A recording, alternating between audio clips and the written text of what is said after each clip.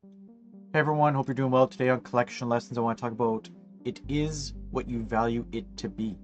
This is part of my Collection Lessons series. Anything in this channel is not anything but then let's get going. So when I say it is what you value it to be, I say this in other videos, and I know my videos are starting to get a little complicated with, you know, I say this in one video and then I might counter it in another, but it kind of depends on the situation at times. But the value that everyone speaks about, like like car salesmen and other types of people that talk about the value, or even your own company. I don't know. They sometimes say, "Oh, we're here to provide value for the company," or "You provide value for your company." What they are talking about is not necessarily like the monetary terms, but like that's how they quantify it. If you want to say it like that, right? But what I talk about is, or what I'm going to talk about is, with what you value it to be, is basically like, things have value to you more than they do to other people, right? Like it's kind of like there's other, like there's different forms of value, like sentimental value that you have that somebody else might not have, like, oh, this precious, you know, Hot Wheels car that I loved for 50 years or 10 years or whatever, my childhood Hot Wheels car. Somebody's going to value that more than another person. They're going to see, some people are going to, they don't see any value at it. And then some will say, well, no, this is part of my childhood, this is part of my whatever. Anyway, I'm going to go into a couple, like, scenarios, just quick ones. And I always say quick ones, and then they end up taking like 15 minutes. But anyway, so like, one, especially right now, like, I have a PS5, and I had a PS5 since launch because I was on the computer at the time that they launched it randomly when it had that huge debate of when it's coming out. And I happened to be there and I bought one instantly, right?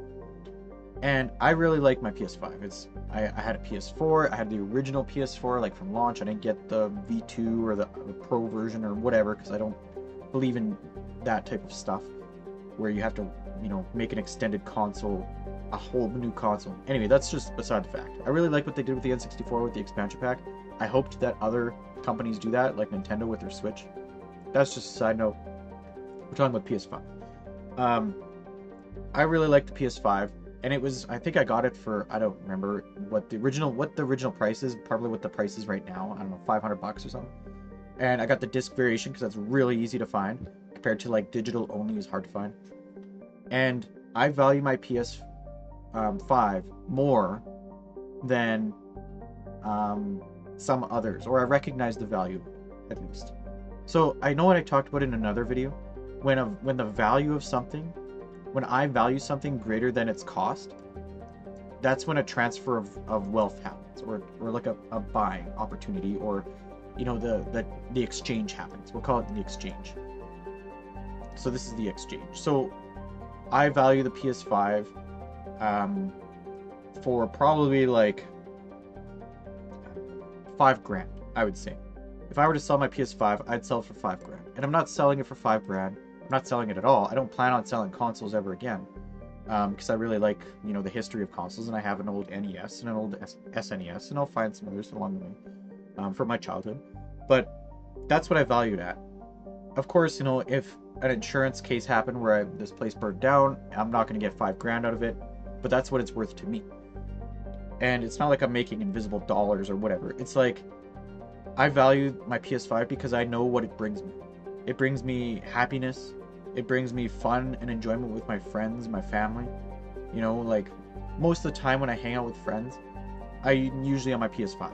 Or I'm on my gaming computer, or, I actually go out to physical restaurants and stuff, if they want to. But that's what I valued at, because, sure, I could go to a bar every week, twice a week, hang out with, I'll call it the boys, and, drink alcohol and play pool every week, and probably spend, I don't know, $300 to $400 a week doing that.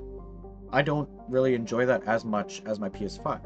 I would rather spend, $300 to $400 that I already spent on my PS5, right? My PS5 is, $500, and it's a one-time cost, but I get so much value out of it. I get so much, conversations through it. That's why the value of it is worth more than, you know, I would pay, not like I would pay this now with, like, you know, there's two sides to this. It's like I would pay probably $1,000 for my PS5. And I know there's scalpers and stuff out there that are making money on this because they can suck it up with the bots and everything, which is, it's a fair game. It's a fair market, essentially. You can still buy it at cost, just you have to be looking. But I'd buy it for $1,000 from a scalper if this one died today. And the reason is because I value the PS5 and what I get from it to be about $5,000. So I'd probably spend like up to $5,000 if there was no other way to get it. But I know there's other ways to get it, and I'm, you know, I'm patient and whatever, and I can, you know, use scripts and everything to get them myself for $500, and I've done that before. But like, it's like, do you see that the value is different depending on the person? Because some people, like a lot of my friends right now, you know, are looking at the PS5 or considering it because, you know, it's their PS4 is getting old or whatever, but they don't want to pay the scalper price. They don't want to pay $900. You know, they want to pay $500, and I get that. You want to save some money if you can. But that means to me that you don't value it as much as I do, which is fine. Like, everybody values things different. But just recognize what you value it at. You know, is it worth the headache? Is it worth trying to struggle through your PS4? Is it worth getting another hard drive if your hard drive dies in your PS4? I went through 2 different hard drives. I was on my 3rd hard drive for my PS4 that I was almost going to get another whole new console if I had to the next time. But the value is what you want it to be. It's individualized. It's per person. And to get away from the PS5 example, now that we talked about it for probably 5-10 minutes, what is your time worth? What is your free time? We'll call it free time. What is that worth to you? What's the value you put on that? Do you calculate it based on what you make at your job? Let's say $40 an hour, or however much you make, like 40 or 20 or whatever you make at your job. Do you value your free time at that value? And you shouldn't. I don't think you should. You should basically, like, I think somebody, that Chris Do or other business consultants, they say that you should double it and then double it again. For me, I think it's 10 times the value. My free time is worth $400. If you want to get me after hours, if you want to talk to me in the middle of the night, I cost $400. That's just because, you know, like, I just value my time, my free time, way more than I value my job time. What the job like, it's just a position, right? What the job's worth is not your worth. I hope you know that. You know, your free time shouldn't be what the job thinks your job worth is. You should value what your free time should be, and it should be an individualized thing. It should be based on you. You could say, well, my free time is $4,000.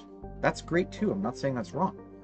And, you know, I would value myself that if I was super busy and if I didn't have time to move things around or whatever, make things work so somebody could have me for $400, I would do that. But value you and value your time. The other thing you can value is your salary. People, like, I know there's hourly. I'm talking about hourly in this time of your free time in an hourly rate. Think of your value in a salary rate as well. So, like, a salary. So I've had discussions with, you know, friends and such. Everybody with, like, work from home, not work from home, and job type of stuff, and everyone's like, well, you save so much money not driving to work when you work from home, and that's great, but, like, the business never paid for me to drive to work anyway. Sure, I get some time back, which I use, you know, as critical as I can. Either, you know, I sleep a little more, or I spend time with the kids more, or, you know, I do things more, you know, family-wise or whichever. Like, I'm using that time, don't get me wrong. And this is where people talk about the work from home stuff. Well, it's like, 80K or 60K or whatever at home, or 100K at an office, right? It's like, you know, I know I talk about another video, like taking a pay cut and that type of thing, but I value, like let's say, like, I make 80K. I value that 80K job at more than 80K. Sure, 80K pays, you know, the bills, pays my rent, pays whatever, but, like, the value of that is greater than 100K, even 120K, that I know that I could move up in the company and aim for. But then I talk about in another video, I have so many videos, where, like, it would double my responsibilities but not double my pay. So there's no point, right? But the value of that 80K is worth more than that. And not talking in monetary terms where I'm sure that I could justify saving 20K by not driving and whatever. And you could put like your hourly time on however much time you drive to work, and maybe it's an hour drive there and an hour drive back or 2 or whatever. And it's not so much monetary terms here. It's more so I value an 80K job that I work from home, that I, don't like, sometimes I go in, but like I value that more than it's worth. I think it's worth more than 120K to me. The mental capacity, the responsibility, everything is worth it, in my opinion. And then the last thing I want to talk about is life. Do you value life more than money? And I know this is like a complicated thing because everyone's going after the money, and everyone thinks, you make more money, either you got more problems or you don't have problems or whatever. There was a quote that I remember hearing. It was a business quote from a consultant from somewhere. Can't remember his name. I don't remember who said it. But basically they said, if I were to give you $10 million for the rest of your life, would you take it? Most people would, right? Everyone's like, oh, $10 million, that's a lot. It's a lot, right? And then they tell you, well, the rest of your life is one day. You only get one day. Not like you get one day with $10 million. You get $10 million and then you only have one day to live. Most people wouldn't take that. So what does that mean? It means your one day is greater than $10 million. That's a one. So you value your life more than you do the money. And I hope that's the case. That I think, money's just a money thing. It's not a life thing. But like, look at what you value your life. And this is the same that I set up here.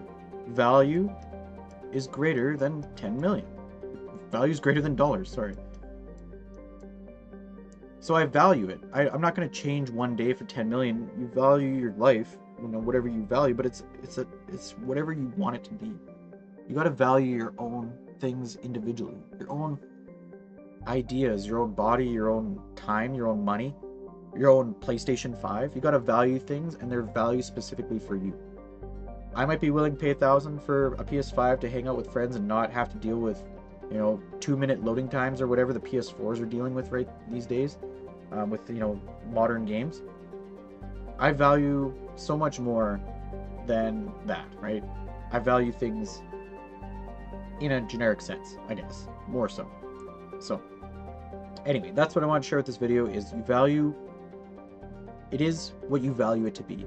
Everything in life. So hope you guys are doing well. Thanks, and talk soon.